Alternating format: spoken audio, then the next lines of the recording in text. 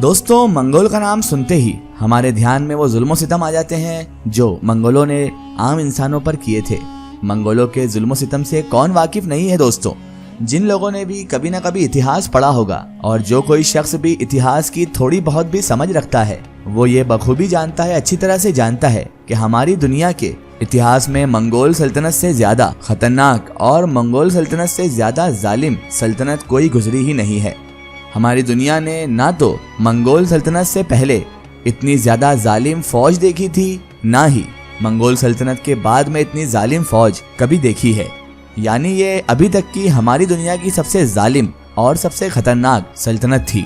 इसके साथ साथ दोस्तों, जब कभी भी मंगोल सल्तनत के जुल्म सितम का जिक्र किया जाता है या मंगोल सल्तनत का जिक्र किया जाता है तो इसी सल्तनत के साथ साथ मुस्लिम दुनिया को भी जरूर याद किया जाता है, क्योंकि ये बात तो जग जाहिर है, यानी पूरी तरह से क्लियर है और बिल्कुल साफ तौर पर वाज़ेह है कि मंगोल सल्तनत ने जितना नुकसान मुस्लिम दुनिया को पहुंचाया था इतना नुकसान तो उन्होंने किसी को भी नहीं पहुंचाया था। दोस्तों, एक तरफ जहां मंगोल सल्तनत से पहले मुसलमानों का आधी दुनिया से भी ज्यादा दुनिया पर राज हुआ करता था, तो वहीं दूसरी तरफ मंगोल सल्तनत के ताकतवर हो जाने के बाद, वजूद में आ जाने के बाद मुसलमानों का दुनिया पर राज तो बहुत दूर की बात है, बल्कि मंगोलों ने इनका जिंदा रहना भी दुश्वार कर दिया था।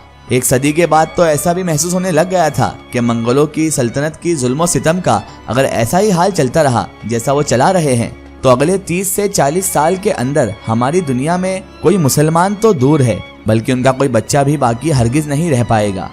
मगर दोस्तों, वक्त ने फिर हमेशा की तरह अपनी बाजी को पलट दिया और फिर कुछ वक्त के अंदर ही पूरी दुनिया का नक्शा बदल कर रख दिया।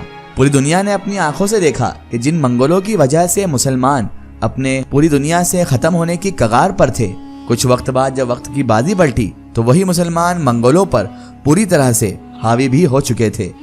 और दोस्तों, आपकी जानकारी के लिए हम बता दें, ये सब हुआ था अगले 40 से 50 साल के अंदर। उस वक्त तक मंगोलों का राज होना तो दूर की बात है, बल्कि वो तो उस वक्त तक इतने ज्यादा कमजोर हो चुके थे कि ऐसा महसूस हो रहा था कि मानो मंगोल नाम की कोई ताकत हमारी इस दुनिया में कभी हुआ ही नहीं करती थी। मगर दोस्तों, अब यहाँ पर सवाल ये उठता है कि आखिर ये सब हुआ कैसे, और वो भी ये सब कुछ इतना जल्दी कैसे हो गया। कैसे इतनी जल्दी इतनी बड़ी खतरनाक और जालिम सल्तनत नामो निशान खत्म करती गई।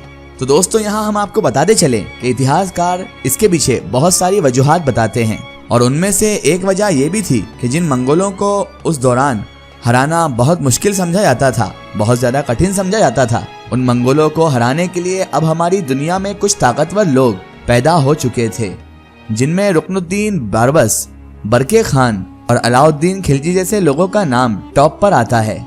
मगर दोस्तों, मंगोल लोगों के कमजोर होने और इसके खत्म होने के पीछे एक और बड़ी वजह भी थी, और दोस्तों वो वजह ये थी कि अब मंगोल लोग खुद ही मुसलमान होना शुरू हो गए थे।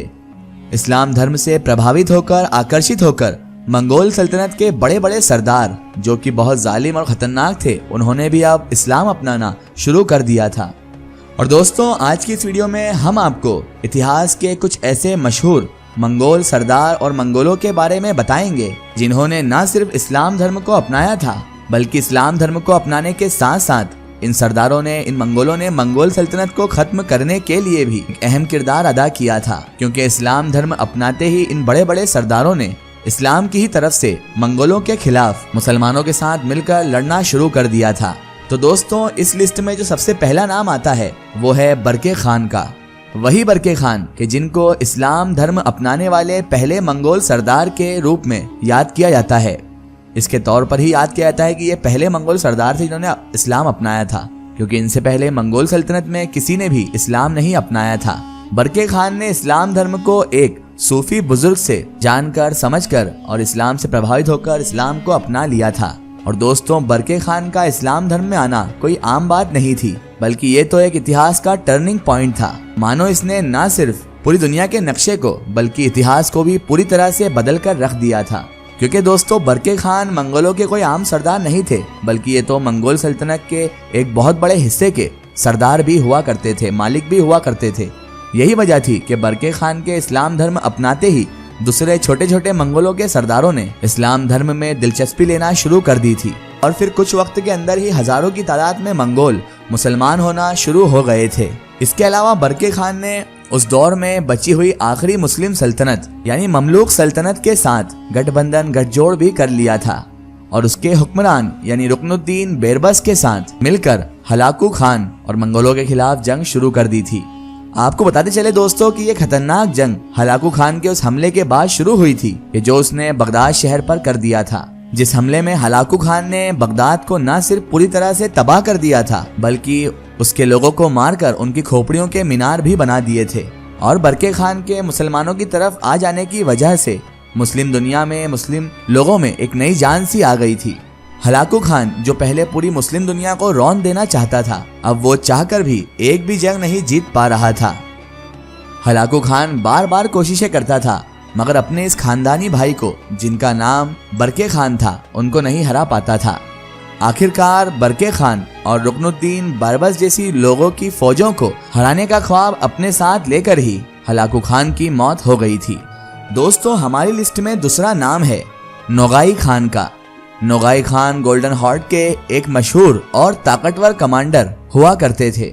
रिश्ते में बरके खान इनके चाचा लगा करते थे। बातू खान की मौत के बाद इन्होंने भी अपने चचा यानी बरके खान की ही तरह इस्लाम धर्म को अपना लिया था और अपने चचा के साथ हलाकू खान के खिलाफ कई जंगों में हिस्सा लेना शुरू कर दिया था। ऐतिहासिक किताबों के पन्नों को पलटने के बाद ये बात भी हमें मालूम चलती है कि इन्होंने कई जंगों में बरके खान के साथ मिलकर हलाकू खान का मुकाबला किया था। हलाकू खान के अलावा भी इन्होंने मंगोलों की फौज की कई टुकड़ियों को भी वक्त वक्त पर शिकस्त दी थी।